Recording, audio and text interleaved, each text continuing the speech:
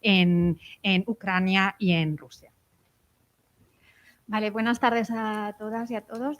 Bien, yo voy a abordar, digamos, las causas de los conflictos internacionales que nos dice la teoría política y la ciencia política sobre por qué surgen las guerras interestatales, y vamos a revisar todos esos factores conjuntamente y luego lo aplicamos a este caso, ¿no? A este caso de la invasión Ucrania-Rusia. Vale, desde la ciencia política hay dos maneras de aproximarse al conflicto internacional. Está por un lado la teoría de pasos hacia la guerra de John Vázquez, que dice que hay una serie de causas estructurales que explican las guerras, ¿sí? Y hay una serie de causas coyunturales o próximas, que son como los eventos que desencadenan las guerras. Entonces, hay que entender que cuando se hace la pregunta de por qué surge esta guerra, en realidad la pregunta es doble y contestamos ¿por qué surge aquí? Causas estructurales. ¿Por qué surge ahora? Causas coyunturales. ¿Sí? Hay otra aproximación para identificar los factores que afectan al inicio de una guerra, que es la de los niveles de análisis. Y en ese sentido influyen factores a nivel micro, factores a nivel meso, factores a nivel macro y factores a nivel sistémico. Micro, factores individuales, los líderes que tenemos. Meso, factores de grupo. Los grupos de decisión, cómo se toman las decisiones dentro de los grupos del gobierno generalmente. Factores macro, factores a nivel país, y factores sistémicos, factores a nivel internacional. Empezamos con los micro. Dentro de los factores micro nos interesan cuáles son las características de los líderes que hace que algunos líderes tengan mayor o menor aversión al riesgo y mayor o menor tolerancia a la violencia. ¿Sí? Desde la psicología política se estudia, por ejemplo, los efectos que tiene la personalidad o los efectos que tienen algunos sesgos psicológicos a la hora de precipitar decisiones de guerra. Esto desde la psicología política. Desde la sociología política, y yo como socióloga me siento más cómoda en este debate, lo que también se analiza es qué experiencias pasadas, sobre todo en la juventud, tuvieron los líderes que les hacen más o menos propensos a la violencia. ¿Sí? En ese sentido, importa tus experiencias familiares, formativas, universitarias, profesionales, etc. Hay un paper maravilloso que solemos abordar en clase de conflicto internacional de Barceló, que se publicó hace nada, en 2020, en un journal muy, muy top de ciencia política, que lo que descubre Barceló, por ejemplo, como se sabe que las guerras hasta ahora, bueno, ahora más o menos, sucedían más allá de Europa occidental, ¿sí? Analiza todos los líderes que hay fuera de Europa occidental y busca qué experiencias tuvieron de juventud que puedan explicar por qué se meten o no se meten en guerras. Y lo que descubre Barceló es que una de las causas fundamentales que previenen que un líder se vaya a meter en una guerra es haber hecho un Erasmus en Europa occidental. ¿Por qué?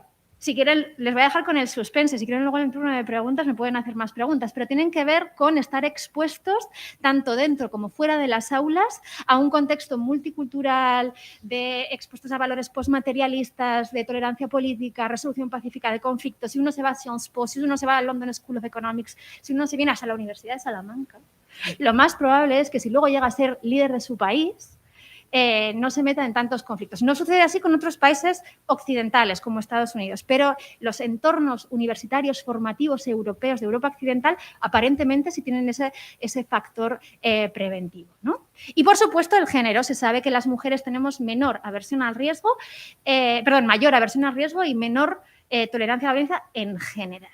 Vale, apliquémoslo a nuestros líderes de hoy en día, a Putin y a Zelensky. Sobre todo a Putin, porque es el que ha iniciado la invasión. ¿Sí? No voy a entrar a tratar de hacer un diagnóstico psicológico de Putin porque no es mi labor y porque yo no soy psicóloga, pero si quieren luego hablamos de algunas cosas. Lo que sí me interesa más es la experiencia socializadora. Lo que sabemos de Putin es que tuvo un padre de la Marina soviética que se socializó en la Unión Soviética, fue a la escuela, fue a la universidad, no a Europa Occidental, sino a lo que antes era Leningrado, San Petersburgo, y muy importante, fichó por el KGB, que como ustedes entenderán no es una organización que promueva ni la tolerancia política ni el respeto a los derechos humanos. Entonces sus experiencias previas le hacían un candidato ideal para tener una política exterior un poquito más agresiva que otros líderes. Vale, pasamos a los factores meso, los de grupos de decisión. Estos son importantes porque cuando estamos ante un líder que tiene muy poca aversión al riesgo y mucha tolerancia a la violencia, nos interesa saber quién, dentro de su círculo de confianza de su gobierno, ejerce como actor de veto. Le puede parar, tiene la capacidad de decirle, no, por ahí no vamos a ir. ¿Qué ocurre con el régimen de Putin? Que es un régimen muy, muy personalista. Hay otro paper maravilloso que también analizamos en clase que tiene que ver con la probabilidad que tienen los regímenes no democráticos, ¿sí?, de meterse en una guerra. Y aquí importa la teoría del selectorado. El selectorado, para que ustedes me entiendan, es el grupo de personas que tiene la capacidad de seleccionar al líder y, por lo tanto, de echarle del poder. ¿De acuerdo? En una democracia el selectorado coincide con el electorado. Esto implica que uno necesita una coalición de actores muy amplia para conseguir apoyo para la guerra. En una dictadura el selectorado es más pequeño y necesitas menos apoyos. Es más fácil conseguir esa coalición ganadora para apoyar la guerra. ¿Qué ocurre? Que en un artículo muy interesante de Weeks descubre que no todos los regímenes no democráticos son igualmente proclives a la hora de ir a una guerra. Hay un tipo de régimen no democrático, que es un régimen no democrático, digamos autoritario, civil y colegiado, que esos regímenes van mucho menos a la guerra que las democracias, ¿sí? ¿Es el caso que tenemos en Rusia? No. En Rusia tenemos un sistema hiperpersonalista donde no hay poderes de veto efectivos. No hay un partido que tiene vocación de trascender al líder. Rusia Unida, el partido actual de Putin, aparte de ser muy conservador, es un partido que es una plataforma personal del líder. No hay en el partido gente que quiera trascender, ¿sí?, a Putin. En ese caso, no hay un poder de veto en el partido. No hay poderes de veto en las instituciones rusas, porque todos los puestos de relevancia del régimen ruso están ocupados por personas de la máxima confianza personal de Putin. Están ahí porque son amigos de Putin. Pasa parecido con los oligarcas, y supongo que luego comentaremos el tema de las sanciones. Los oligarcas están ahí por una cuestión de confianza personal con Putin, en el caso del régimen ruso, ¿sí? El hecho de que estén ahí por esas relaciones de confianza hace que vayan a estar con él hasta el final. ¿Por qué? Porque su supervivencia económica o política depende de la supervivencia de Putin. Si Putin se va, ellos se van automáticamente. Entonces no son un poder de veto efectivo. Esto nos lleva al siguiente factor, el factor macro, el factor país. Hay una teoría muy popular en ciencia política y en relaciones internacionales que tiene que ver con la teoría de la paz democrática. En principio, las democracias se sabe que no son más pacíficas que los regímenes dictatoriales, en parte por lo que les he comentado. Estoy segura que ustedes me pueden decir muchos ejemplos de sistemas democráticos que no son en absoluto pacifistas. Lo que suele ocurrir o lo que se suele decir es que las democracias no atacan a otras democracias. Y esto es cierto, pero esa correlación es espuria. ¿Por qué? Se ha demostrado, hay un paper también hiperinteresante de Gibler que habla de cuál es el efecto precisamente de esta paz democrática. Y se ve que es una relación espuria, porque lo que sucede es que las democracias hacen clústeres, hacen racimos de democracias. Hay un racimo en Europa Occidental, hay un racimo en Oceanía, hay un racimo en América del Sur, hay un racimo en América del Norte. ¿Y qué pasa? Lo que sí se sabe es que los países se pelean ¿con quién? Con sus vecinos, por encima de todo. Casi siempre las guerras son entre vecinos.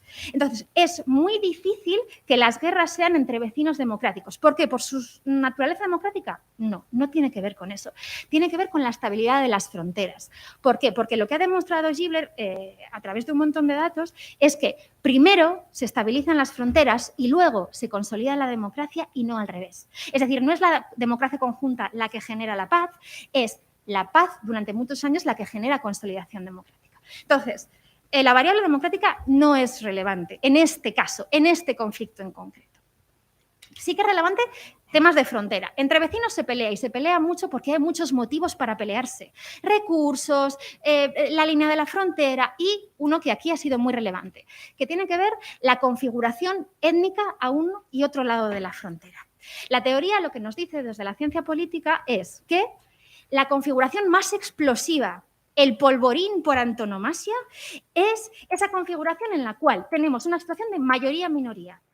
Tenemos un país, Rusia, con mayoría étnica de rusos y en el país vecino tenemos rusos también, pero que son minoría en Ucrania, ¿sí? Esta configuración, la teoría dice, los datos nos dicen que es hiperexplosiva, es un polvorín. No significa que siempre sea para defender a la minoría supuestamente atacada por el Estado vecino, pero esto sí que se utiliza muchísimas veces como excusa.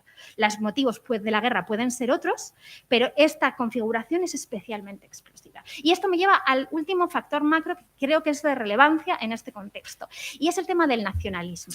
Y yo creo que aquí este es un tema fundamental. ¿Por qué?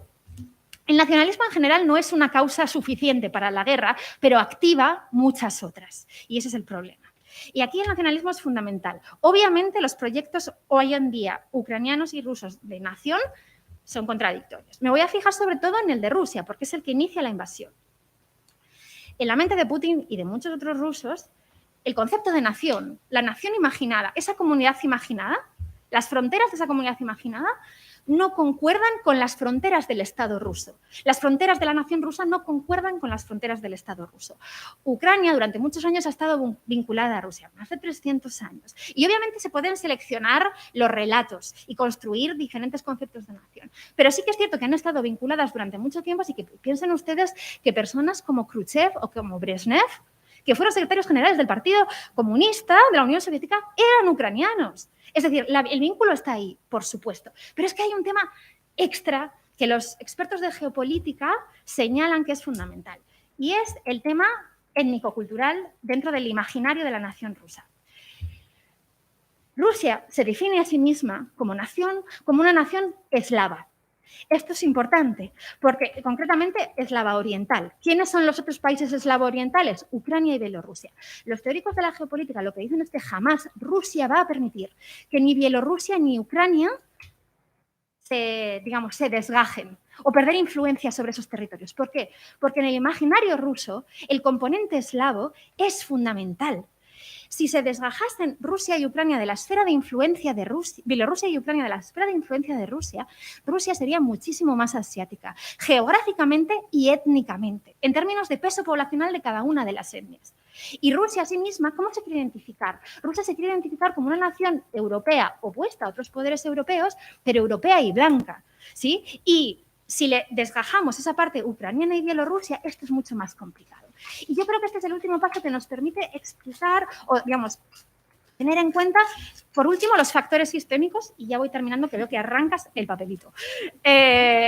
Básicamente, dentro de los factores sistémicos, mis compañeros de Derecho Internacional van a hablar de muchísimas cosas. Yo me voy a centrar en una en concreta, que es la que más se analiza en ciencia política, que tiene que ver con las alianzas, la OTAN, la piedra filosofal de este conflicto. ¿Sí? Bien, ¿qué ocurre? La teoría señala que pertenecer o no pertenecer a la OTAN no previene que vayas a ser atacado. Desde la Segunda Guerra Mundial, en concreto desde la aparición de las armas nucleares, pertenecer o no pertenecer a la OTAN no te libra de que te ataquen. Las posibilidades de guerra son exactamente iguales que si no pertenecieses. ¿Qué ha pasado aquí? Que Ucrania lleva desde algunos cuantos años aproximándose, girándose hacia Occidente, hacia Europa, hacia la OTAN. Correcto. A Rusia obviamente esto no le interesa, pero no porque sea la OTAN per se, sino porque es Ucrania girándose a la OTAN. Las repúblicas bálticas son miembros de la OTAN desde 2004. Noruega, que también es frontera con Rusia, también es miembro de la OTAN. Y eso no ha desencadenado en una guerra. El problema es que Ucrania o Bielorrusia se marchen, porque es parte consustancial de la nación rusa. El otro elemento de las alianzas que es fundamental, el primero es las alianzas militares, pertenecer a una alianza militar no previene la guerra. Pero lo maravilloso, tremendo por otro lado, de las alianzas es que tienen otros componentes, y ese es el componente económico. Las alianzas pueden llegar a prevenir la guerra, pero no por su capacidad militar, sino por su capacidad económica. Hay un artículo muy reciente de Journal of Politics de Chen, de 2021, así recién salido del horno, que lo que viene a contarnos es que yo, si dependo económicamente de los aliados de mi enemigo, probablemente no ataque a mi enemigo. Porque dependo, digamos, si mi nivel de dependencia económica de los aliados de mi enemigo es muy fuerte, probablemente ahí sí, yo no voy a atacar. ¿Sí? En cambio, si he diversificado mis relaciones comerciales y no dependo exclusivamente de los aliados de mi enemigo, ahí ya sí me puedo permitir económicamente atacar. Invadir. ¿Qué ha pasado aquí? Que yo creo que este es el factor coyuntural fundamental, o uno de ellos, lo supongo que se debatirá en el día de hoy.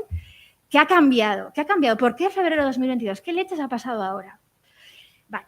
En 2014 sucede el Maidán, hay inestabilidad en Ucrania, se anexiona Crimea.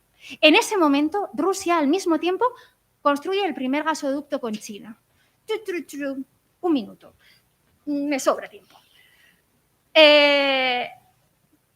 ¿Qué va a ocurrir ocurrir ahora? ¿O qué ha ocurrido en febrero de 2022? Concretamente el 4 de febrero de 2022, 2 semanas antes de la invasión.